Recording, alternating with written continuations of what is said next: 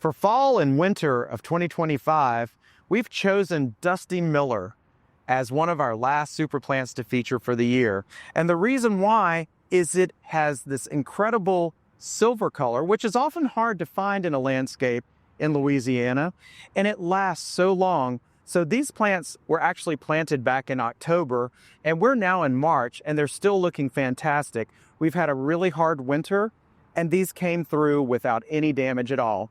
The cultivar that I'm featuring right here is called New Look, and it is a newer cultivar.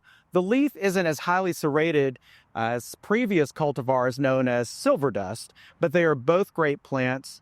I like to use them in a border because you can see that they're only getting about 8 or 10 inches tall right here. They can get a little bit taller, but they're looking great with this other super plant, which is Jolt dianthus.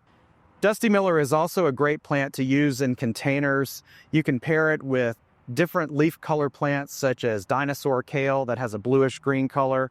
You can grow it with other types of kale, and you'll want to plant it usually in full sun. Now, it can take part sun conditions, but stay away from full shade or part shade.